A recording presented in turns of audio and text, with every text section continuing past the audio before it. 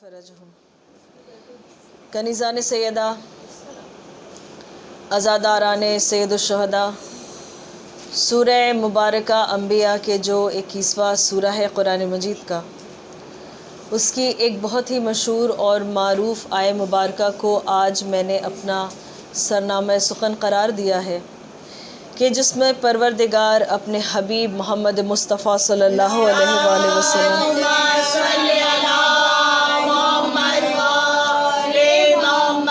وعجل فرجہم سے یہ کہہ رہا ہے کہ ہم نے تمہیں عالمین کے لیے رحمت بنا کر بھیجا اور اس کے سوا کچھ نہیں۔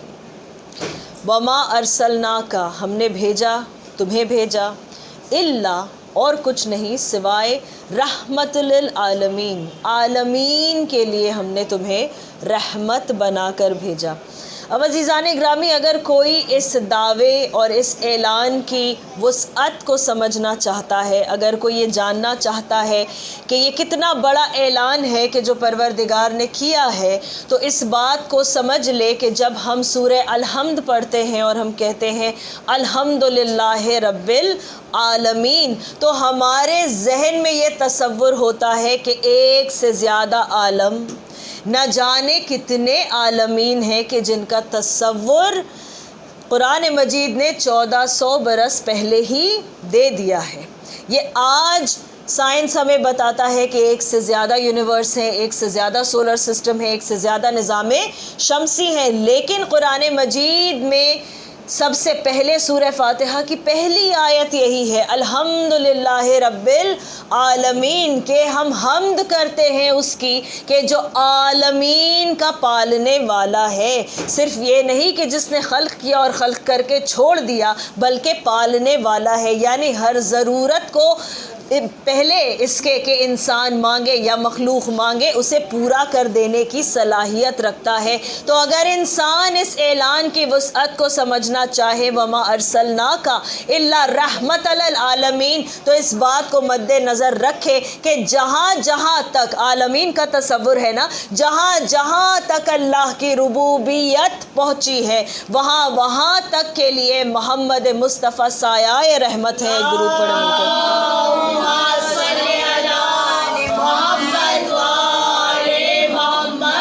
ایک اس سے بہتر درود پڑھیں اور توجہات تھوڑی تھوڑی اس طرف مائل رکھیں۔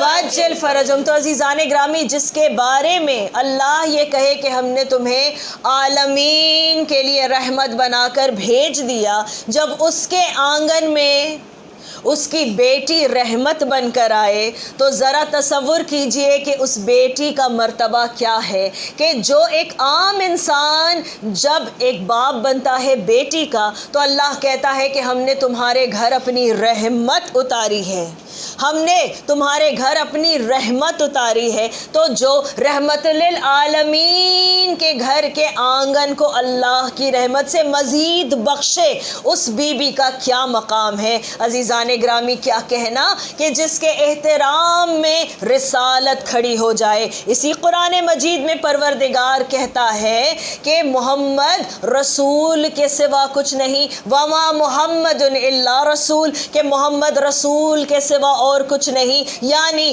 محمد کا اٹھنا رسالت، بیٹھنا رسالت، بلانا رسالت، بھیجنا رسالت، چاہنا رسالت، نہ چاہنا رسالت، اٹھانا رسالت، اعلان کرنا رسالت۔ جس سے محبت کا اعلان کیا گویا کار رسالت انجام دیا ہے، اور جس سے بھی دوری کا اعلان کیا ہے تو بھی کار رسالت انجام دیا ہے۔ اب مجھے انصاف سے بتائیں کہ اگر صرف یہ محض ایک باپ کی محبت ہوتی ایک بیٹی کے لیے، ایک بیٹی کا احترام ہوتا باپ پر، تو کیا یہ سنت میں نہیں آ جاتا؟ کیا یہ امت کے ہر باپ پر واجب نہ ہو جاتا کہ اپنی بیٹی کے احترام میں کھڑا ہو جائے؟ لیکن نہیں عزیزان گرامی، بیٹی بھی فاطمہ جیسی ہو، بیٹی بھی فاطمہ الزہرا سلام اللہ علیہا جیسی ہو، تب جا کر رسالت ماب اس کے احترام میں کھڑے ہو کر بتاتے ہیں کہ دیکھو یہ وسیلہ ہے، وسیلہ عصمت کا، یہ حلق ہے، یہ وہ کنیکشن ہے، یہ وہ لنک ہے کہ جو رسالت کو امامت سے جوڑے گی، لہٰذا اس کا احترام واجب ہے۔ ایک درود پڑھیں مل کر۔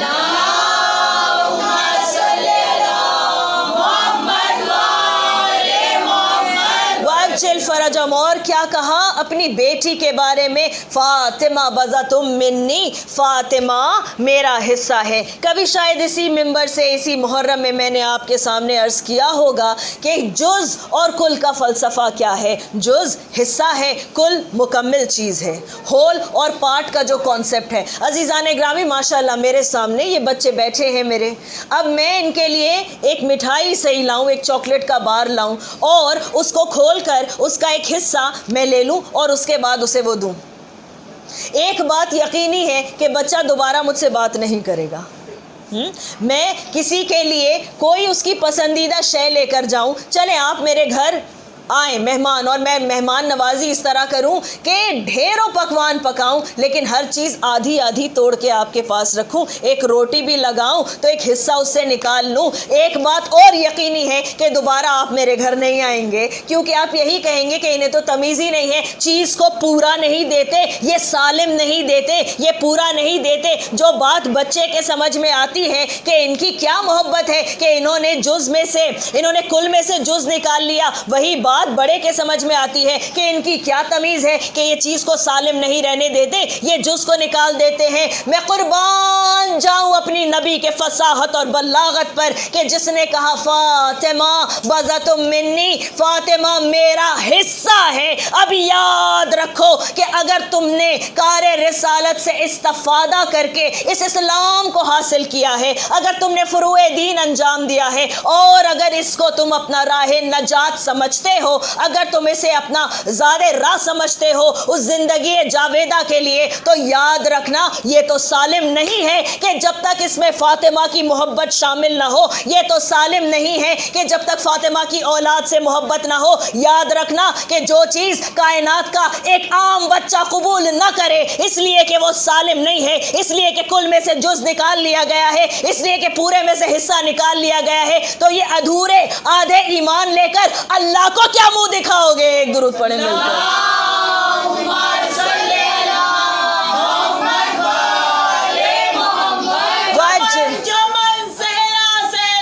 زہرا زہرا زہرا زہرا، جمال جمال زہرا زہرا، زہرا زہرا زہرا زہرا، جمال جمال زہرا زہرا، زہرا زہرا زہرا زہرا، نعرہ سلوات، اللہم صلی علی محمد وآل محمد وعجل فرجہم۔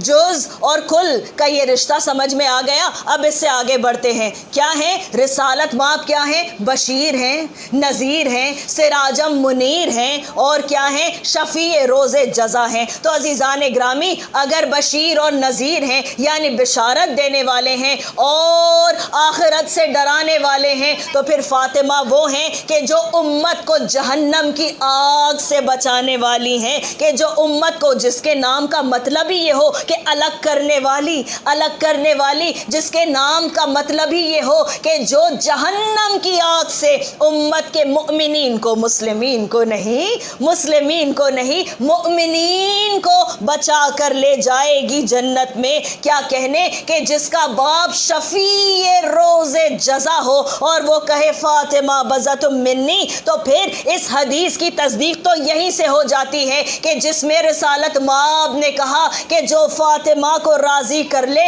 اس نے مجھے راضی کیا، اور جس نے مجھے راضی کیا اس نے اللہ کو راضی کیا، جس نے فاطمہ کو غضبناک کیا اس نے مجھے غضبناک کیا، اور جس نے مجھے غضبناک کیا اس نے اللہ کو غضبناک کیا۔ تو سمجھ میں آ گیا کہ رحمت للعالمین کی رحمت سے استفادہ کرنے کے لیے جو سب سے اہم پہلو ہے انسان کے عقائد کا، وہ ہے حب فاطمہ الزہرا سلام اللہ علیہ۔ ایک درود پڑھیں گے۔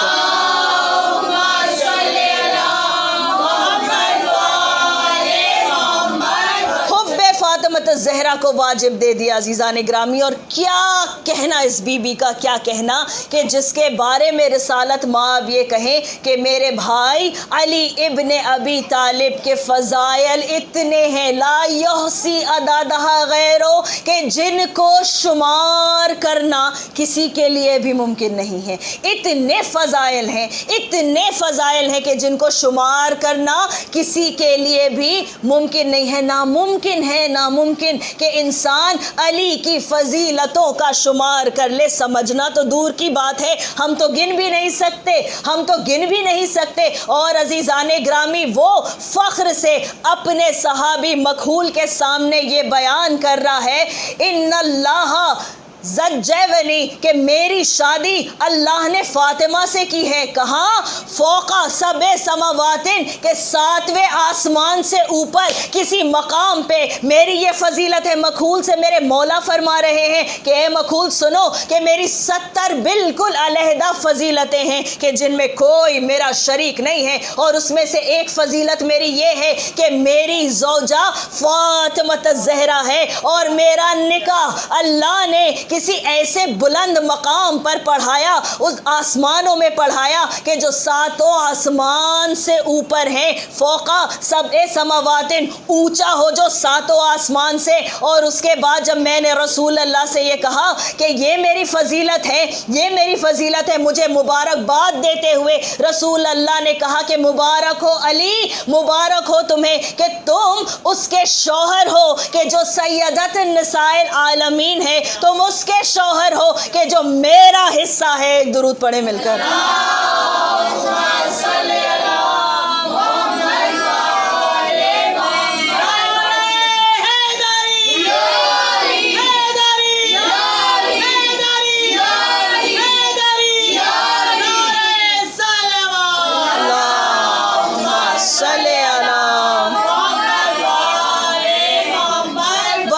فرجم عزیزان گرامی، اور ماں کی حیثیت سے یہ کن کی ماں ہے کہ جو سردار جوانان جنت ہیں۔ ایک عام ماں کی یہ حیثیت ہے کہ اس کے قدموں کے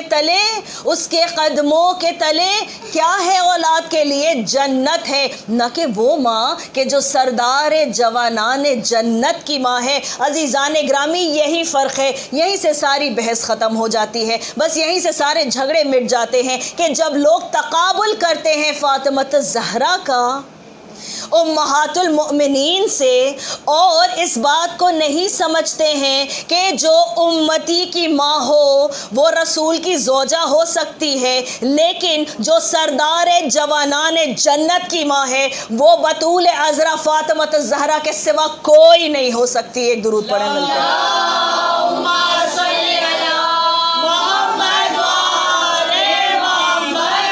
اسی لیے تو جب تمام طہارتیں زیر کسا یکجا ہو گئیں تو اللہ نے تعارف کرایا، کس کے ذیل سے تعارف کرایا؟ کہا وَهُمْ فَاطِمَةَ وَأَبُوهَا وَبَعْلُهَا وَبَنُوهَا، کہ سن لو یہاں فاطمہ موجود ہے۔ کیا کمال ہے، کیا کمال کہ اتنے ہزار برسوں سے جن فرشتوں نے آسمانوں پر روزانہ ہزاروں مرتبہ ان انوار کی زیارت کی تھی، ان نوروں کی زیارت کی تھی، کیسی یکجائی ہے کہ جب زیر کسا آ جاتے ہیں تو وہ پہچان نہیں پاتے، خود جبریل امی پہچان نہیں پاتے، اور کیا کہتے ہیں کہ پروردگار کون ہے یہاں؟ اور جب طہارت کا مرکز بنانا ہوا تو اللہ نے عورت کو بنایا ہے۔ بس یہیں سے اپنی اہمیت کو سمجھیے، جب رشتے سمجھانا چاہتا ہے اللہ تو عورت کو مرکز بناتا ہے، اور آپ کی نمائندگی کے لیے اور آپ کی رہنمائی کے لیے ایک ہی بی بی دی ہے، اور وہ ایسی لاجواب بی بی ہے کہ جو اپنے لاجواب بابا کے تعارف کا سبب بنتی ہے، جو اپنے بے مثال شوہر کے تعارف کا سبب بنتی ہے، جو حسنین شریفین کے تعارف کا سبب بنتی ہے کہ اللہ کہتا ہے وَهُمْ فَاطِمَةَ وَأَبُوهَا وَبَعْلُهَا وَبَنُوهَا۔ ایک درود پڑھیں۔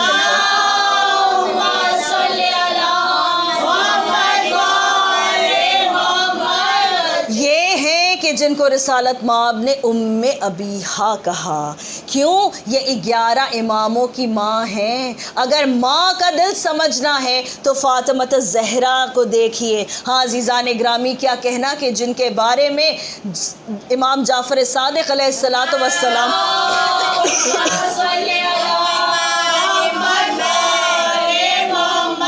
یہ ارشاد فرمائے، نینو نحن حجت اللہ علی الخلق کہ ہم اللہ کی تمام خلق پر اللہ کی حجت ہیں۔ تو عزیزان گرامی یہ حجج جمع ہے حجت کی، یعنی مولائے کائنات کے علاوہ جو باقی 11 امام ہیں ان کا یہاں ذکر ہے۔ نحن حجج اللہ علی خلق وجدتنا فاطمۃ الزہرا حجت اللہ علینا، اور ہم 11 اماموں پر اللہ کی حجت میری جدہ میری دادی فاطمۃ الزہرا سلام اللہ علیہا ہے۔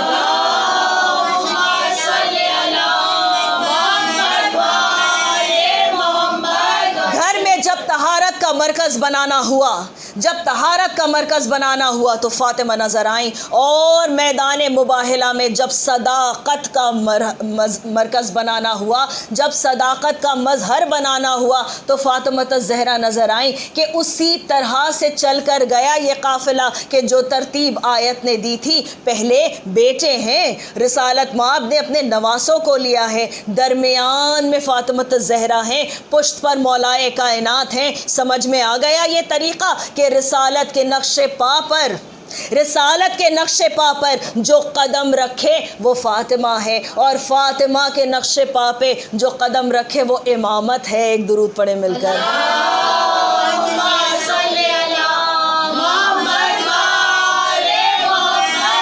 جل فرجم، جس کی صداقت کے بارے میں رسالت مآب نے اعلان کر دیا ہو کہ یہ صدیقہ عذرا ہے، اس سے بڑی سچی عورت اور کائنات میں دوسری نہیں ہو سکتی، یہ بطول عذرا ہے، اس سے زیادہ پاک عورت اور کائنات میں نہیں ہو سکتی۔ تو عزیزان گرامی ایک بات اور طے ہے کہ اگر اس صدیقہ عذرا کی زبان سے کچھ نکل جائے تو پھر اللہ آمادہ ہو جاتا ہے کہ جو فاطمہ نے کہا وہی ہوگا۔ بچوں نے جب ضد کی، ہم سب جانتے ہیں، کپڑوں کے لیے ضد کی تو کیا ہوا؟ فاطمہ نے یہ نہیں کہا کہ فرشتہ تمہارے کپڑے لے کر آئے گا، فاطمہ نے یہ بھی نہیں کہا کہ تمہارے کپڑے نہیں بنیں گے، کیونکہ ماں ہوتی ہی ہے امید دلانے کے لیے، ماں ہوتی ہی ہے جگر میں ہمت جگانے کے لیے، اور یہ کام اللہ نے عورت سے لیا ہے۔ فخر کریں، فخر اپنے جنس پر۔ تو عزیزان گرامی جب کہہ دیا جناب فاطمہ الزہرا نے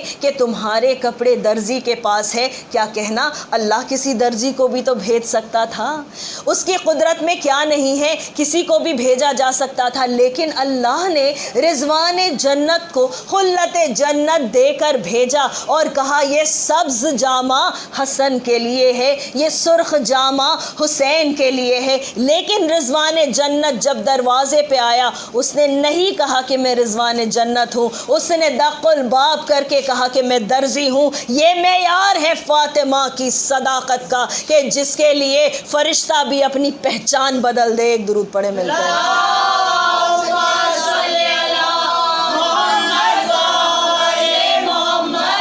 جل فرجم، یہ معیار ہے عزیزان گرامی۔ اور کس قدر بد نصب اور بد نصیب تھے وہ لوگ کہ جنہوں نے ایسی صدیقہ طاہرہ کی گواہی کو جھٹلایا۔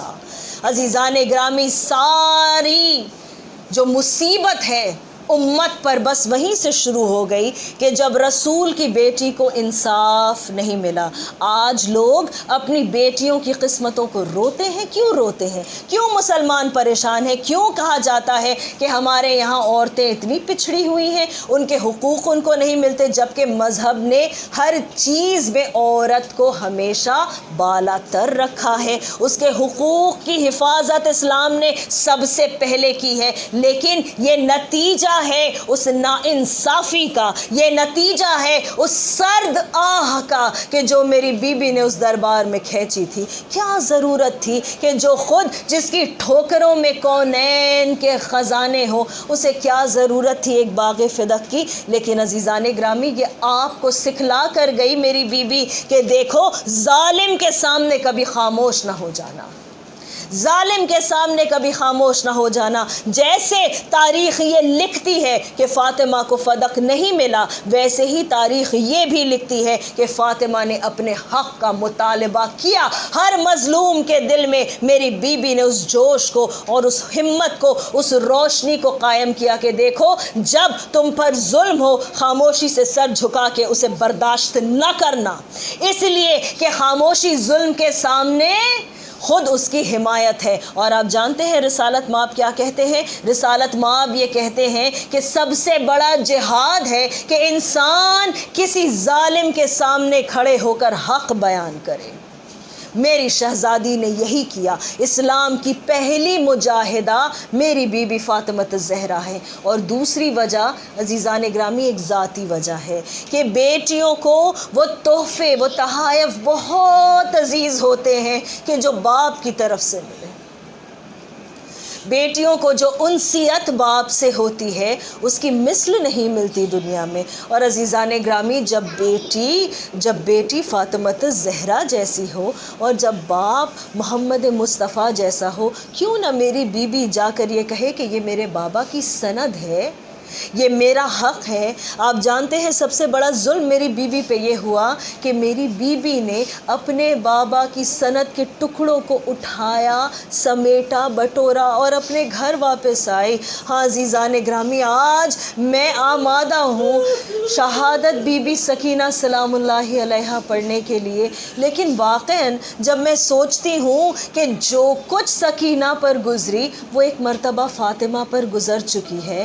اگر سکینہ کے دامن میں آگ لگی تو فاطمہ پر جلتا ہوا دروازہ گرا.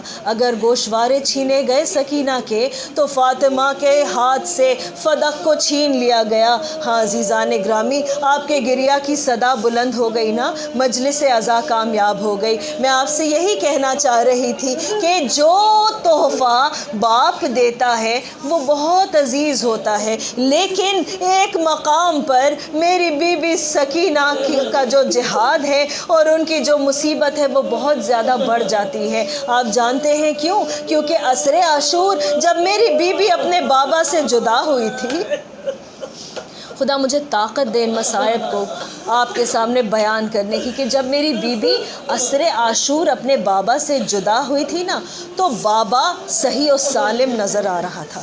زخم تھے، بابا کے چہرے پر خون تھا، لیکن بابا صحیح و سالم نظر آ رہا تھا. ہاں عزیزان گرامی، اس کے بعد جب بھی میری بی بی ملی نا تو کبھی علیحدہ حسین کے جسم سے ملی، کبھی علیحدہ حسین کے سر سے ملی. شام غریبہ میں ایک بے سر لاشے کے پاس سکینہ سوتی ہوئی ملی. دربار یزید ملعون میں میری بی بی کی ملاقات بابا کے سر سے ہوئی. کوئی پوچھے اس بچی کے دل سے، کوئی پوچھے کہ یہ کبھی سوئی کیوں نہیں، کوئی پوچھے کہ جس نے کبھی حسین کے سینے کے سوا کوئی بستر ہی نہ جانا ہو، اسے قید خانے کی اندھیری پتھریلی زمین کیسے سکون دے گی. کوئی پوچھے کہ جس نے ہمیشہ عباس کی باہوں میں جھولا جھولا ہو، اس کے لیے قیدی بن کر پھرنا کتنا مشکل ہے. کوئی پوچھے اس بچی کی غیرت سے کہ جو فاطمہ الزہرا کی وارثہ ہے، کہ بغیر مخنا و چادر کوچوں میں، بازاروں میں، درباروں میں پھرنا کیسا ہے. کوئی پوچھے اس بچی سے کہ اس کی پیاس کب بجھی. عزیزان گرامی، بہت طویل مصائب مجھے نہیں پڑھنا، لیکن بی بی کی ملاقات بابا کے سر سے مجھے ضرور پڑھنا ہے. آپ سب نے اس روایت کو سن رکھا ہے نا کہ جب یزید ملعون، خدا لعنت کرے اس پر، جب یہ کہتا تھا کہ اے سکینہ کیا تم اپنے بابا کو بہت چاہتی تھی؟ سکینہ نے تڑپ کر کہا میں اپنے بابا کو بہت چاہتی تھی. کہا کیا بابا بھی تمہیں بہت پیار کرتا تھا؟ کہا میں بابا کی جان تھی. کہا سکینہ میں جب جانوں کہ تم پکارو اور تمہارے باپ کا मेरा सर तुम्हारे पास आ जाए। बस माओ का मजमा है मेरे सामने, खुदा आपकी गोदियों को बतुफैल शहजादी सकीना अरे हमेशा हादसात और सदमात से महफूज रखे। रिवायत नहीं बताती है, लेकिन अपनी अक्ल से सोच कर देखिए, एक छोटी सी बच्ची है कि जिसने बेइंतहा सदमात बर्दाश्त किए हैं, जिसके छोटे छोटे झंडूले बाल चेहरे पर आते हैं, हर चेहरे का पर्दा नहीं कर सकती, नन्हे नन्हे छोटे छोटे हाथों से अपने चेहरे को छुपाए हुई है। वो छोटे छोटे हाथ के जिनकी हथेलियां शाम गरीबा में कुर्ते के जलते हुए दामन को बुझाने में जल गई। कानों की लबों से खून रवा है, सीने पर खून जमा है, इसलिए कि पुश्ते नाका से बांध कर लाई गई है। पैरों में बेइंतहा छाले हैं, लेकिन सकीना के रुखसार जुल्म की एक अजीब दास्तान बयान करते हैं। कहीं सुर्ख निशान है, कहीं नील पड़ा हुआ है, और इस आलम में इतने कुर्सी नशीनों के बीच में जहाँ बुलंदी से शराबी बदमस्त मलऊन बैठा है, कहता सकीना मैं जब जानूं जब तुम पुकारो और तुम्हारा बाबा तुम्हारे पास आ जाए, बस एक मर्तबा अपने तसव्वुर में लाइएगा कैसे बीबी ने अपना चेहरा उठाया होगा, कैसे अपने दामन को सीधा किया होगा, कैसे नन्हे नन्हे हाथों से उस दामन के किनारों को पकड़ा होगा, कैसे अपना चेहरा उठाया होगा। हाँ, लेकिन तारीख ये लिखती है कि सकीना ने कहा बाबा आज मेरी मोहब्बत का इम्तिहान है बाबा, मेरी मोहब्बत का इम्तिहान है। ए बाबा सकीना के पास आ जाओ। फलक ने मंजर देखा, तश्ते तला से हुसैन का सर बुलंद हुआ, अरे हवा में परवास करता हुआ सकीना की आगोश में जो आया, सकीना ने दामन को समेट लिया। अरे मुंह पर मुंह रख के बीबी कहती है बाबा तुम्हारे बाद सकीना को बड़े तमाचे लगे। ए बाबा जो गोशवारे ईद के दिन तुमने पहनाए थे जालिम छीन कर ले गया। ए बाबा सकीना अब भी प्यासी है बाबा, सकीना अब भी प्यासी है। ए मेरे बाबा तुम क्या गए, तुम क्या छूटे हमसे, तुम क्या बिछड़े, सकीना की शाही खत्म हो गई। ए बाबा अब मैं शहजादी नहीं हूँ, अब ये मुझे कैदी कहते हैं, मैं नहीं जानती। रिवायत इसके बाद खामोश है कि सकीना से बाबा के सर को कैसे अलग किया गया, लेकिन एक और मुलाकात हुई है इस बच्ची की बाबा के सर से उस अंधेरे कैद खाना शाम में। जज़ाकुम रब्बुकुम, खुदा आपको किसी गम में न रुलाए सिवाय गम मोहम्मद वाले मोहम्मद के। आज़ीज़ान ग्रामी, एक शब सकीना बहुत ज़्यादा बेचैन है। आप जानते हैं जब मेरे चौथे इमाम से पूछा गया ना, मेरे मौला ने बताया कि बहन ने वसीयत की है, बहन ने वसीयत की है। आज़ीज़ान ग्रामी वसीयत सुनेंगे। मेरी बीबी कहती थी अपने भाई से कि भैया जब यहाँ से छुटकर वतन को जाना, मेरे सामने छोटे छोटे बच्चे हैं ना, मौला इन्हें सलामत रखे, इनमें से कोई अल्लाह ना करे कभी अगर अपनी ज़बान से कोई एक ऐसा लफ्ज़ भी निकालता है माँ का दिल थर्रा जाता है। न जाने रबाब ने कैसे सुना, 3.5-4 बरस की बच्ची बैठ के वसीयत कर रही है। हाय वसीयत में मेरी बीबी कहती है भैया जब यहाँ से छुटकर अगर कभी वतन को जाना, सुहरा को मेरा सलाम है।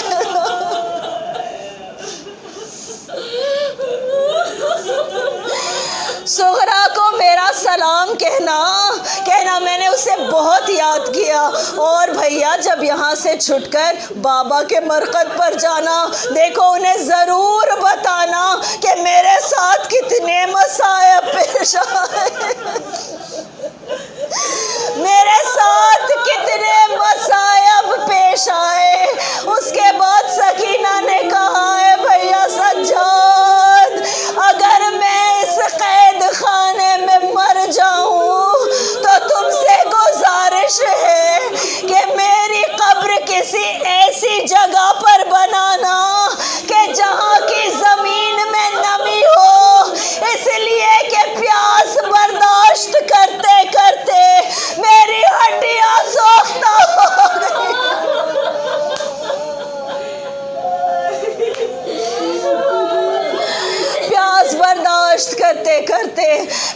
ہڈیاں سوختہ ہو گئیں۔ ایک شب ہے کہ جب میری بیوی بہت زیادہ مضطرب ہے، بار بار پریشان ہوتی ہے۔ کچھ دیر سکینہ کی جو آنکھ لگی، گھبرا کر اٹھ کر کہتی ہے میرا بابا کہاں ہے، میرا بابا کہاں ہے؟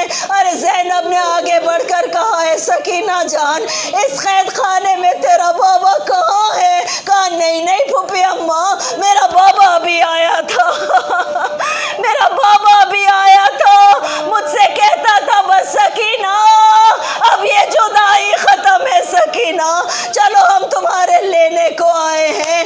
عزیزان گرامی، یہ سننا تھا کہ عورتوں میں کوہرام مچ گیا، بس اشارہ سمجھ گئی سیدانیاں، ارے اس خاندان میں یہی ہوتا ہے نا۔ سیدہ کے خواب میں رسول آئے تھے، سکینہ کے خواب میں حسین آئے ہیں۔ عزیزان گرامی، جب بچی نے بے تحاشا گریہ شروع کیا، ایک مرتبہ مولا سجاد نے جا کر داروغہ سے کہا کہ ہم تجھ سے التجا کرتے ہیں، میرے بابا کا سر کچھ دیر کے لیے ہمیں دے دے۔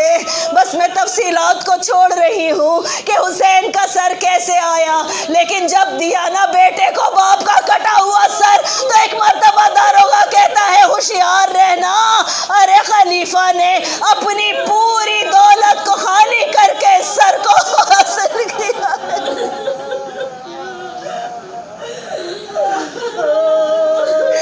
میرا نیس کہتے ہیں بیبیاں جھکنے لگی تسلیم کے لیے، سجاد اٹھ کھڑے ہوئے تعظیم کے لیے۔ جب میرے مولا کا سر اندھیرے قید خانے میں آیا، ایک مرتبہ روشنی اور خوشبو پھیلی، مجھ سے نہیں بیان ہوگا کہ بیبیوں کے دل میں کیسا اضطراب پیدا ہوا، لیکن سکینہ نے بڑھ کر بابا کے چہرے کو اپنے ننھے ننھے ہاتھوں میں پکڑا ہوگا نا، ایک مرتبہ پیاس سے پڑی ہونٹ پہ پپڑیوں کو چھوا ہوگا، اس زخمی چہرے کو بار بار چوما ہوگا، ان بند آنکھوں کے بوسے لیے ہوں گے۔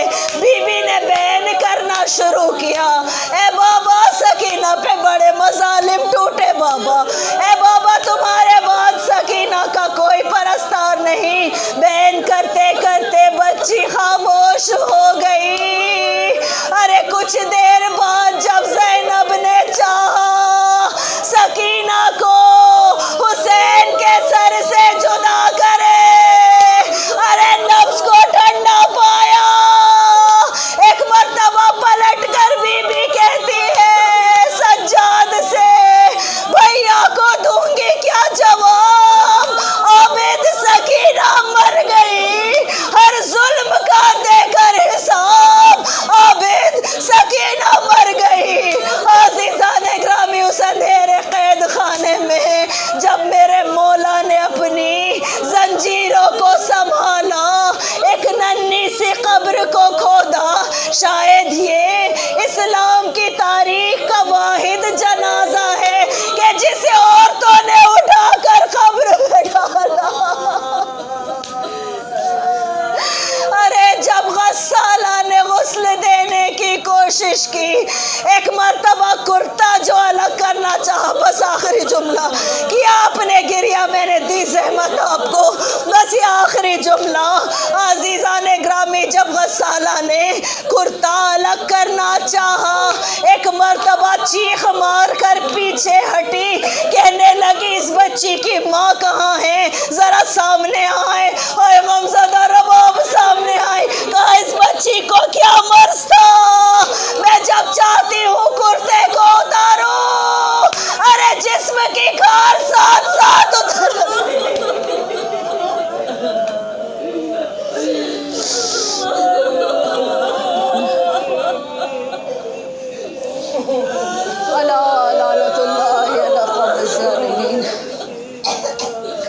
سيعلم الذين ظلموا أي منقلب ينقلبون۔